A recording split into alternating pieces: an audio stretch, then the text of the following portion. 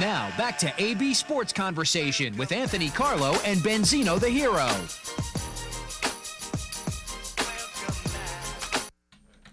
We are back here on AB Sports Conversation. Sports Conversation. Should we clarify this for everybody? And first, I want to say that's a great little addition my co-host here, Benzino, made to the show. I don't know if you heard that "Welcome Back, Cotter" welcome back thing. Piecing it together till we have a show until we have a show that is ready for ESPN Radio. This is our pilot. This is it. A pilot. we are gonna. And I'm the captain. we're gonna be like painters and artists here, creating this show until we're ready to go on maybe WFAN, maybe if they have a spot on 101.9, the FM station for the Fan, or ESPN Radio. I mean, Stephen A. Smith and Ryan Rucco can move on over. Traffic. Maybe we do everything. Maybe Michael Kay and Donald Greca can step aside. They're not too young. Maybe they'll be ending it soon. Don't worry. We'll get them before we graduate. I mean, they're giving Mike Lupica a show now. I mean, everybody. Why not Benzino and Anthony Carlo? That's a really good combination. I think we can take Mike Lupica. Yeah, definitely. All right, that was fun. That was fun. We're going to get into some NBA talk, and we're going to first just start with a little intro before we get on to the All-Star festivities. Yes. And that is going to be our most surprising team so far this year, most disappointing team, and me and Ben will give our picks.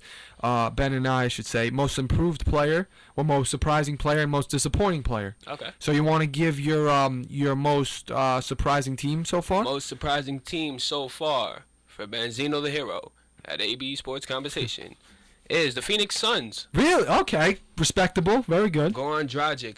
Nice player. He's been coming on recently, past couple of years, but this year he's really breaking out. With the acquisition of Eric Bledsoe, he was emerging as a third, fourth-year player coming out, but now he's injured. So even though his injury, his team been playing off the Morris twins, Gerald Green.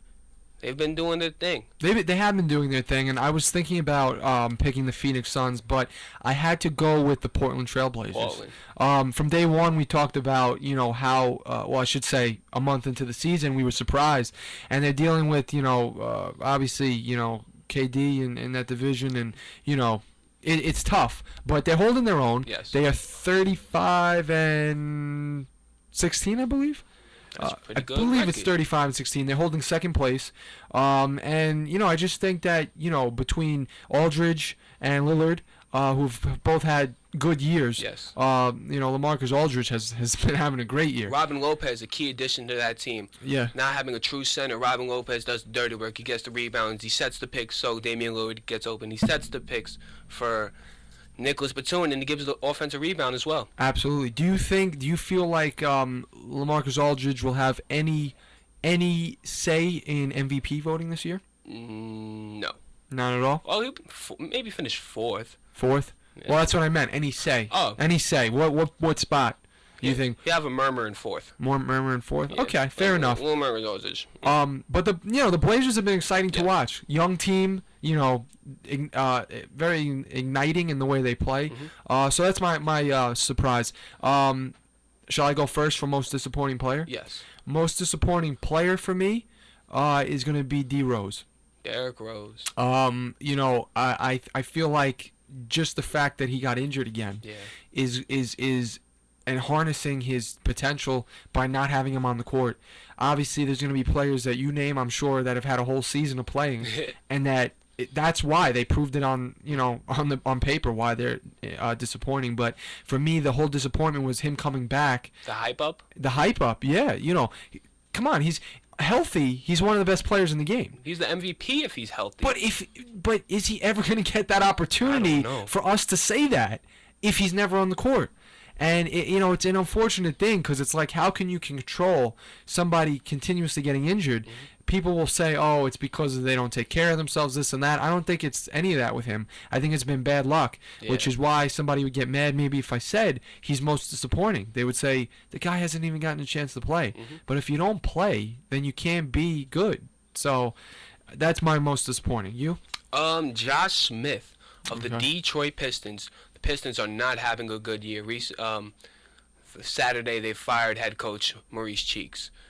Josh Smith was an acquisition of free agency along with Brandon Jennings, but Josh Smith has not been playing up to par. That whole team has been disarray. A very good candidate for most disappointing team this year. Yeah.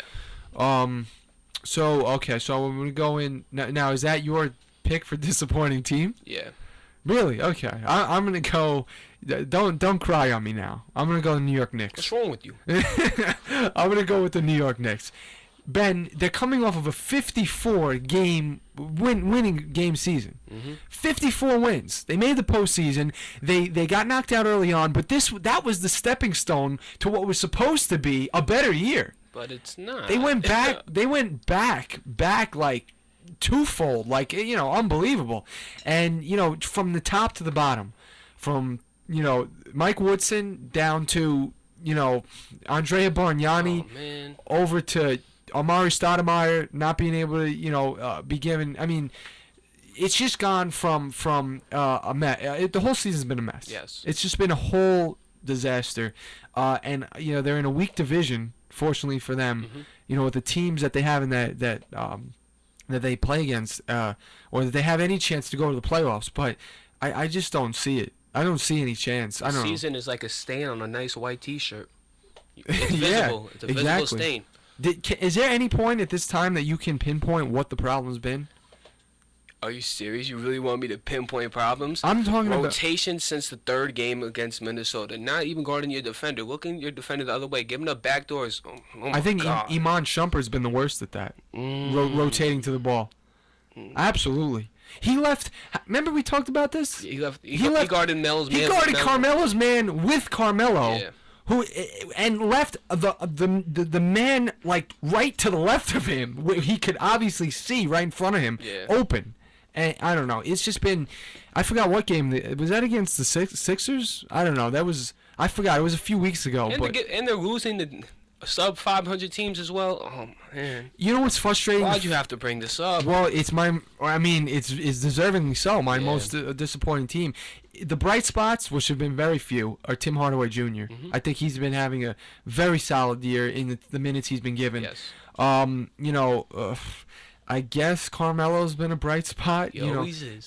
But the reason why I say I guess is because it's almost a given, and it was more the team around him that was supposed to help him out with the acquisitions of Bargnani and Felton, and it's just been downhill all year, and we've talked a lot about it. Yes, and we will continue to talk about it because that's my favorite team. But I mean, it is mine too. So we will continue. But we gotta move on to most. Let's see. Do we have any left?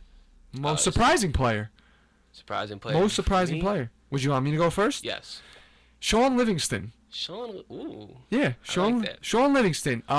He's mended himself into the core player for the Nets, I believe, with all different pieces coming in with Pierce and Garnett, and of course, having players that have already been there who've had great, who had real good years like Joe Johnson and Teletovic and Kirilenko have been having good years. I think that he's been the centerpiece to it all. Just really almost you need a foundation for a house to be built. I feel like Sean Livingston's been that foundation this year for the Nets. I have two surprising players, and they play for the same team. Is that okay? That's fine. Go ahead. Okay. Why not? I don't make any rules here. DeMar DeRozan and Kyle Lowry, the backcourt duo of the Toronto Raptors. Toronto Raptors, in the beginning of the season, about December, they had a shakeup in the roster. They traded Rudy Gay. Right. So that's their main player, the marquee. They traded for Rudy Gay last season, and then they traded away him this season. Right. Who's going to step up? Kyle Lowry wasn't. Remember, he was in trade rumors with Iman Shumpert at the beginning of the year. Yes. DeMar DeRozan coming off an okay year last year, but this is DeMar DeRozan's year. Right. And he's been proven that to be. And Kyle Lowry's been very exciting to watch this year. But yeah, okay, that's fair enough. You pick two. I let you pick two. So now shall we get on to the All-Star festivities? All-Star break. Want to start it off for us? Yes. All-Star break is in New Orleans, Louisiana this year. Did you try to put on a Southern accent? Louisiana. And the East versus West. The Eastern starting lineup consists of Kyrie Irving, Dwayne Wade, Paul George, Carmelo Anthony, and LeBron James. This year was different for the lineup, for the balloting actually. there was no center option. The center option is usually a Dwight Howard, DeMarcus Cousins. That's a center option. But no, they changed it. No center was allowed to be. They're part of the front court. They called it. It was those type of players consists of small forward, power forward, and the center. So it's different voting. And we disagree. I mean, we did. I personally didn't like that. I don't know if you did. It's a mocking the position of the center. The center is a part of the position. The NBA, they should deserve their own right as any other category. Exactly. And I don't know. Do you feel that Dwayne Wade has? Do you feel? Let me put it to you this way. Do you feel Dwayne Wade has played so well that if you had a choice to keep the center in the on the floor or remove him, would you have done it for Dwayne Wade? I would put a center in there, maybe move Paul George up to playing the 2. Obviously, Paul George is in there. Yes. In my opinion, he's in there. Kyrie Irving is in there. Mm-hmm. He's in there. It's hands down. Dwayne Wade and who else? There was Carmelo and LeBron. Carmelo and LeBron. Obviously, 2 more hands down. So who does that leave? Dwayne Wade. Dwayne Wade. That's my question. I personally would have given a center an opportunity to play just like a center is supposed to in the game, instead of putting Dwayne Wade in there, who hasn't even been able to play every game because he's sitting out every other game because of his knees. Mm-hmm. Fair enough argument, or do you disagree with me? Fair enough argument. Should we move on to the reserves for the Eastern All-Star? Yeah, go ahead. The reserves, the Eastern All-Star consists of Chris Bosh, DeMar DeRozan, Roy Hibbert, Joe Johnson, Paul Millsap, Joakim Noah, and John Wall. Fair enough. I think they're all very good. Roy Hibbert's the big man for Indiana. They've been winning. Joe Johnson's been doing good when Darren Williams out, and he's continued to score. Joe Johnson's been he's impressed me so much this year. I just feel like, just every other game I was looking up 35 points, 30 points. Like, I just feel like he's been doing such a good job this year. But go ahead, continue. John Wall, another surprise. Not surprise, because for the Eastern Conference, they had the weaker point guards this year. No Derrick Rose. Deron Williams been injured. Rondo's been injured. Absolutely. So Kyrie Irving gets a start, not by default because he's been doing his own thing, but John Wall makes the All-Star team. If Darren Williams was there, I don't think so. If he was healthy, if Rajon Rondo was there, I don't think so. No, Darren. Well, some people might call Darren. Do you say Darren or do you say Darren? Right? Deron. I mean, I don't know. Rajon. I always go back and forth between Darren and Deron, but I feel like he's been a disappointment in some people's eyes because he did sign a $100 million contract. Yeah.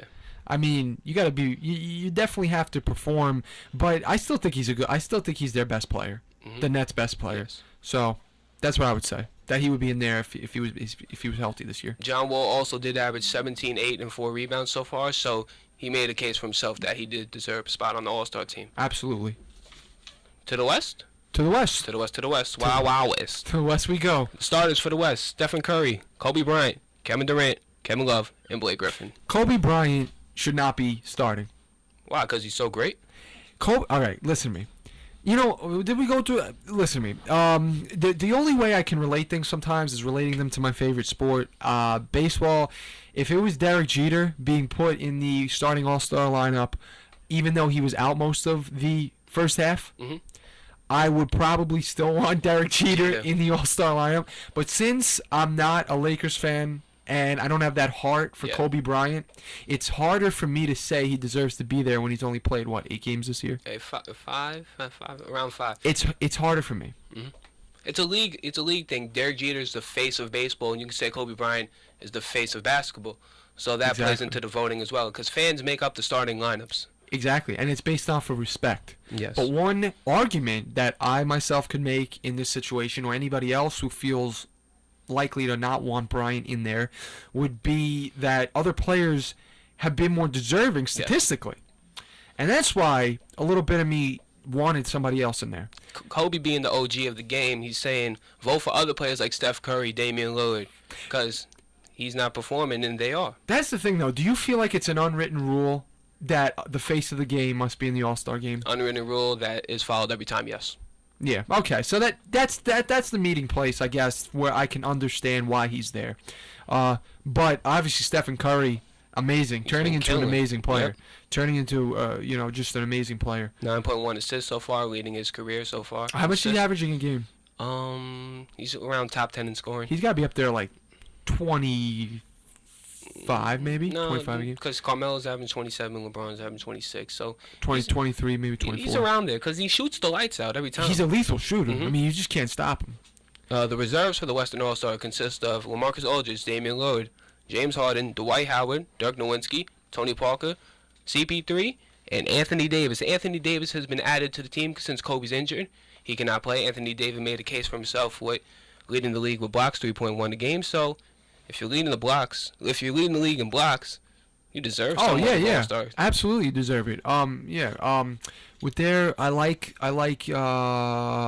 I think, did you feel like Chris Paul's injury went into playing why he's not starting?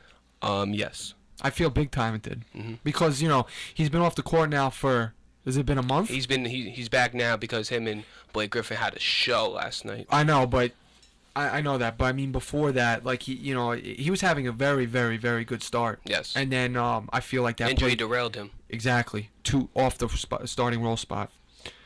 Can I mention snubs of the All-Star ballot? No, no problem. Go ahead. Can you define for me a snub? Is that okay? Yeah, absolutely. Snub, as our sports definition of the week, can be defined as somebody that was deserving of a spot that didn't receive one. Excellent. Short and sweet. I like it. And now let's get into our snubs. For the East, Lance Stevenson, 14.7 yes. rebounds, 5 assists. Yes. Leading the league in triple-doubles. Definitely a snub. A sparky player. And in All-Star games, you want to see spark, flashiness. And Lance Stevenson brings that time every time on the court. Absolutely. You can make a case for Aaron Afalo. Even though the Magic are not having a good year, Right. Afalo's still doing his thing in three-point percentage. He's putting points up. But the All-Star voting and the team allows winners to prevail and be on the team. Exactly. But his team's not winning, so Aaron Afalo, you're not winning in the All-Star competition. It's unfortunate. For the West, Goran Dragic, as I mentioned with the Phoenix Suns, 20 points, 6 assists. And DeMarcus Cousins, 22 and 11. Big man for the Kings, but his team's not winning either, so he's not on the ballot. He's on the ballot, but he's not on the team. Yeah, unfortunately, there's a reason there why they've been snubbed, and that's, as you said, that their teams are not winning. And a lot of times that plays into MVP races Yes. in sports where, your team is not winning, then how much did you really, how valuable were you? You know what I'm saying? But anyway, that it is unfortunate when they have the stats, but they don't get into the competition.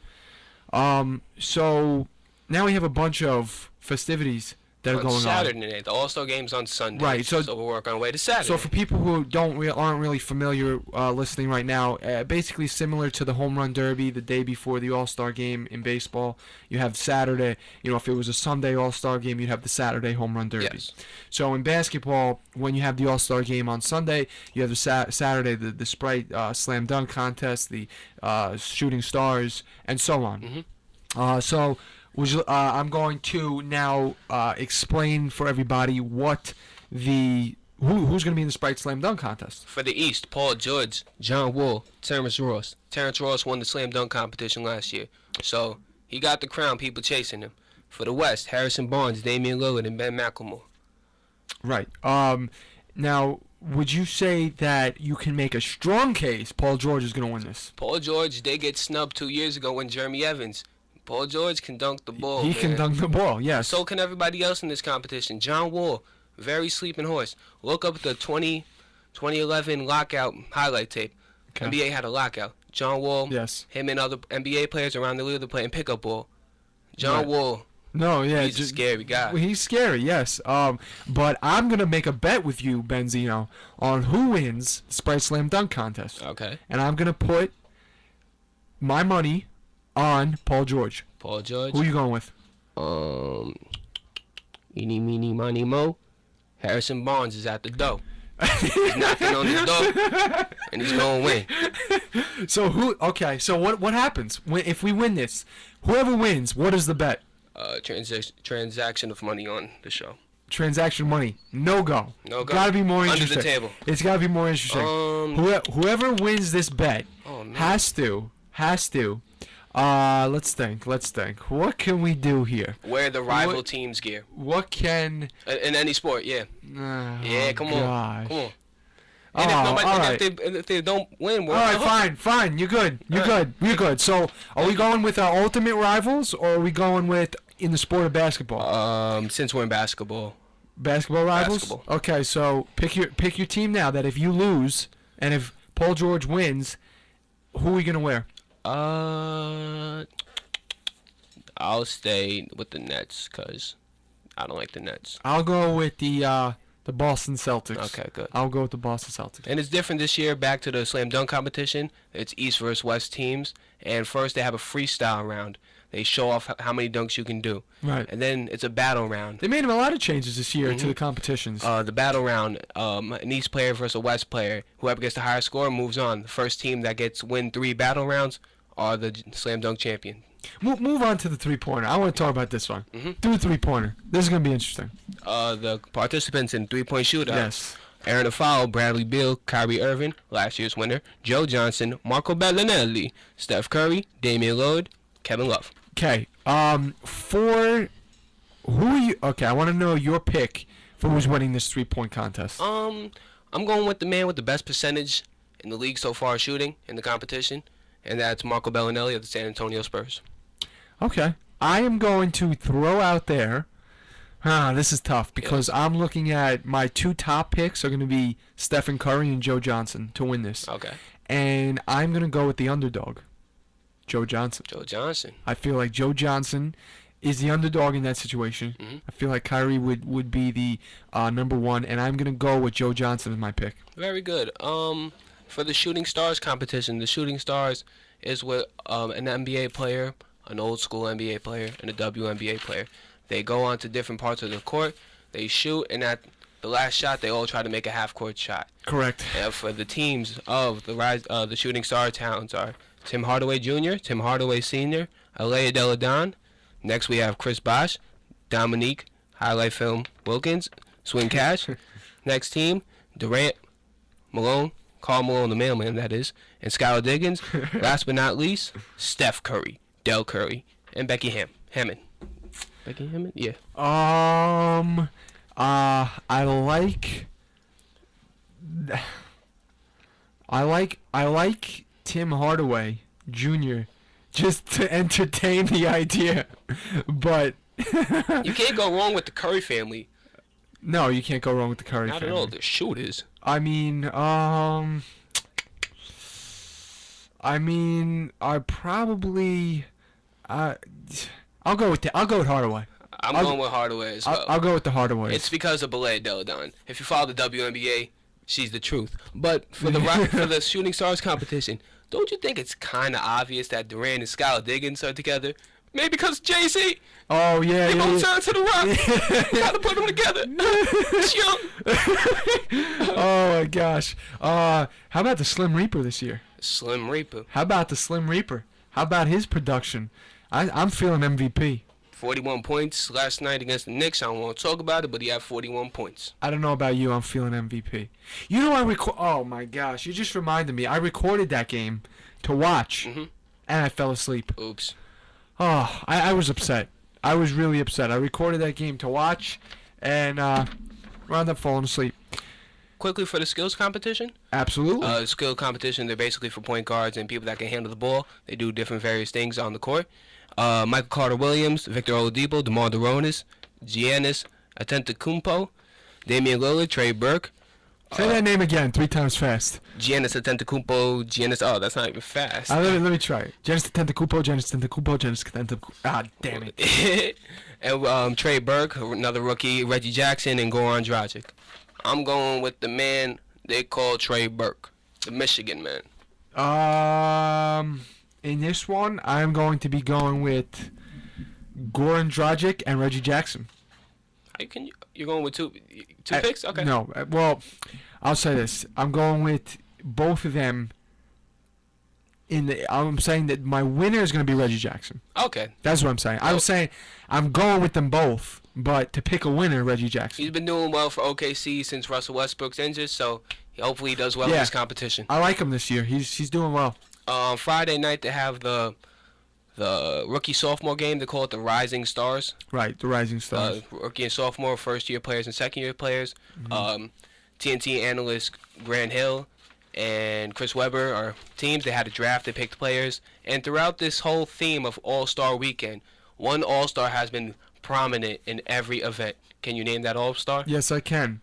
LaMarcus Aldridge. No, Damian Lillard. The other. I'm sorry, Damian Lillard. Portland Trailblazers. My fault. I got confused with them. He's in all 5 events. Yes, he's in all 5 events. Do you find that unfair? I think he's not going to play a lot the Rising Stars game. Yeah. Well, no, I mean, in all fairness, he shouldn't. Yeah. He's not going to have any legs left in competitions. That's especially true. On Saturday. If anything will be tested on Mr. Lillard, it's going to be his stamina. Yes. His stamina will be tested. Not necessarily his skills, because he's not going to be seeing his skills fresh. Yep. You know, he's going to be tired, as you said. Hey, but it's impressive that he wants to do all of them. And that's All-Star Weekend starting this Friday. And the last game, the All-Star Game, is on Sunday. All-Star Game is on. I'm excited. Yes. Are you excited? I'm excited. Big basketball. I'm definitely Well excited for this. represented. So that is our NBA segment for this evening. We can, let's see, for all those listeners that are loving listening to us we have a time slot. We right have now, a limit. We do have a time listen slot. To us. Unfortunately, I mean, we came on at 6:05, I believe so. 6:05. We came on at 6:05. It's now 7:03. Okay, we covered time. We covered time. 2-minute warning. There were a few, I guess, topics we wanted to close out with, or a couple, and that was weed in the NFL. Okay. And also how our Iona College basketball program is doing. But I will throw this at you, Benzino. Would you like to keep our listeners listening and leave this as a cliffhanger, or would you like to address those quickly right now? Let's do 1-on-1. Let's talk about weed in the NFL next week. And Okay. let's talk about Iona since we're at Iona. Fair enough. Anthony, take it away. Anthony, is that me? Yes. Am I Anthony? I'll take it away? Yes. Okay. Well, the Iona basketball, I want to say that I had the privilege of sitting beside Mr. Stanko on last Saturday to do color for the women's basketball game against their rival Manhattans, which was a neck-and-neck game, which D'Amica Martinez had 27 points again. She's somebody to watch. If you're talking about the truth in women's basketball, you might want to watch D'Amica Martinez. Okay. But it was a shootout. Roeder and Martinez. Roeder was Manhattan's best player in the first half. In the second half, it was a close game until Iona was able to break away with some big defensive plays. Some steals. Joy Adams had a lot of turnovers fall into her hands, and they won. The Gales won. They improved to 18-1. 18-1. Wow. They lost one game against Ryder and rebounded with a win against Manhattan. That's wow. But for all those who watch the men, we watched a couple of great games the past weekend. Yes. Oh my gosh. Most recently against Canisius. I don't know if you know him, but Billy Barron plays for Canisius. He's arguably the best player in the MAC. In the MAC? Armand? Armand? You know, me and John had this conversation last time, and he seems to feel Billy Barron is number one. I made a strong argument for Sean. The only problem I had with Sean was when he's inconsistent. If he goes cold, Billy probably takes it. But we'll go with both of them. Okay. Arguably, that's the argument, Armand or Barron. But how about A.J. English? 32. How about him? A.J. English, starting point guard this year. He took over Momo Jones' role of last year. He graduated. Momo Jones was the ball handler. So now A.J. English is now in the role of ball handling. And as a ball handling, you're usually the ball handler. But he shoots as well. He shoots. He had 32. Heck of a game for A.J. I think A.J. is really turning himself on at this point, and I think what he's doing is emerging as a player. When a player emerges, they go from what people thought they were going to do and thought they had potential to do to actually showing it. I remember last year A.J. played St. John's. Even though Iona lost, he had a nice game. He was named MAC Player of the Week. Yeah, no, absolutely. And I think that what he's going to do is only get better. Yes. And I think he's going to be the guy to key in on next year.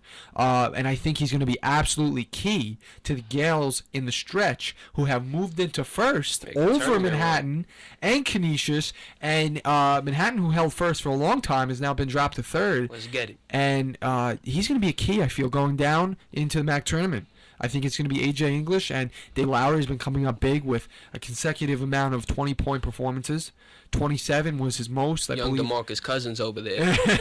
Young DeMarcus Cousins. But yeah, I think things are looking up for the Gales in both ends, women's and men's. And I think it's going to be exciting that they're making it look this way. Definitely. Going into the stretch. But for Benzino and Anthony Carlo, this has been fun. Yes. It has been a great segment. Thank you to all those who tuned in, and I know Benzino. See, we pointed at the same time. I wasn't even looking at him, and I pointed, and he was pointing back at me because he knew. Chemistry, man. He knew. We know each other now. We read each other like a book. Here's his take it away. Carlos, FG, Yuli, Franklin, Nick, Freddie, Will, Rob Jiggity, Say, A. Runs, Kraft, Chris Joaslis, Alex, Sedan, Crystal Lifeguard, Robert Meany, Gunna. We out here. And thank you for all those who listened to me and Ben and I today. We will be back here. I know everybody had a treat with a Friday as Ben is singing us away. Roll. We had a treat with a Friday and Monday show. We'll be back here next Monday. Enjoy the week. Enjoy the All-Star festivities. And we will see you here back Monday. Have a good week, everybody. Go, Nick.